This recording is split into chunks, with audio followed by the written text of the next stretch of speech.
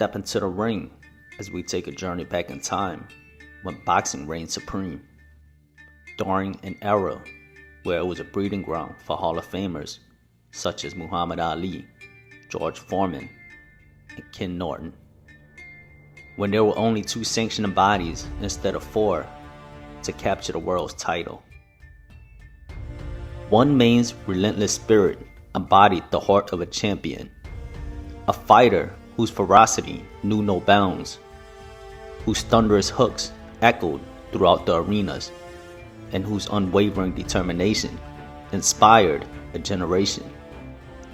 Smokin' Joe Fraizer was a freight train with no brakes, a warrior who fought every second of every round, battering his opponents into submission, a god of war whom only knew how to press forward with violence. A force of nature in the square circle, a warrior with the fist of fury, and a legend whose name will forever be etched into the annals of boxing history.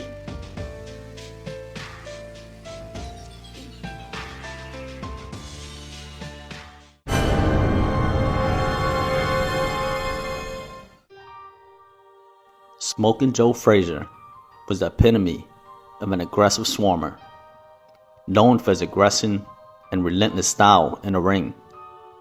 Having only weighed between 205 to 220 in his career, he relied on his compact frame to push a high-intensity pace for the duration of the 15 rounds.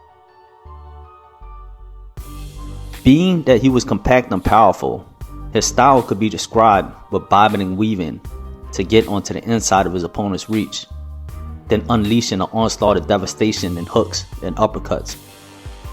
He had excellent stamina and speed, which helped him close the distance on his opponents and land his powerful punches with full torque.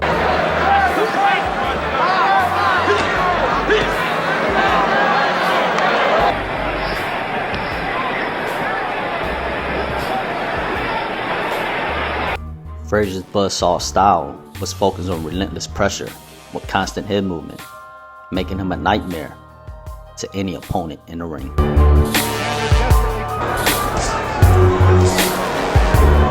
That's still a good jab. Fraizer made his bones by being an inside fighter. For you to be an effective swarming inside fighter, you must possess durability, accompanied with a high level of stamina. This was during the era of the 15-round fights, so you had to be able to take the damage coming in, as well as being able to maintain a high punch output for the duration of the fight. Smokin' Joe was one of the few who focused more on working behind his power punches, rather than his jab. His offense was mostly comprised of hooks and uppercuts, rather than the traditional jab cross. His constant bobbing and weaving, as well as his bending at the waist for level changes, allowed him to get onto the inside and cut off the ring. Once on the inside, he would unleash pain with his powerful hooks and uppercuts. Fraizer would pin his head right into the center of his opponent's chest, then batter the body and guard of his opponents with devastating hooks, until he wore them down or opened the head. When Fraizer would have his opponent's guard pinned, he would start unleashing his uppercuts to slice the guard. Fraizer the aggressor.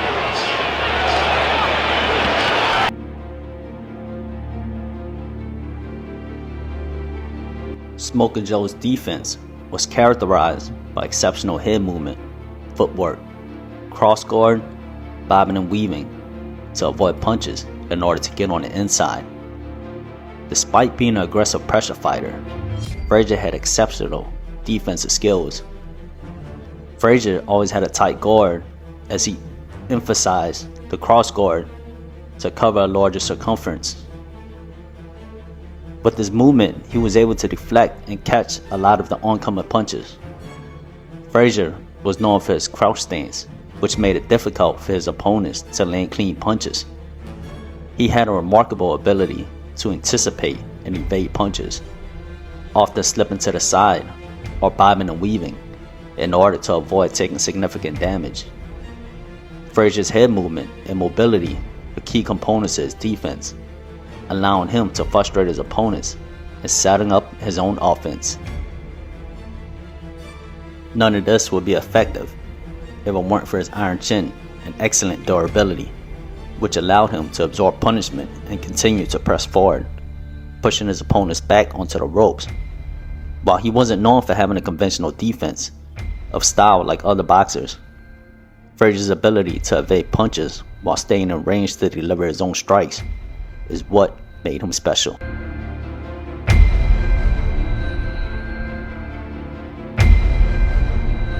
What made Fraizer truly special was his ability to give and take. By standing right in front of his opponents, he forced them to fight him off of them, oftentimes causing them to fatigue. Most fights were close in the early rounds, but when fatigue was set in, Joe would get to smoking. Fraizer set the pace high, so there would be action every second.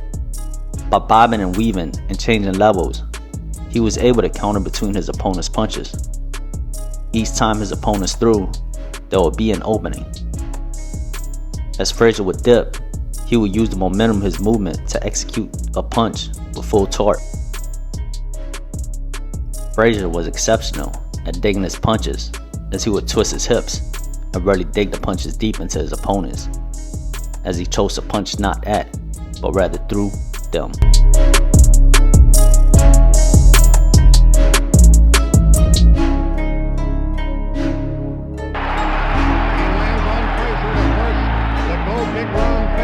Setting himself to try for a knockout.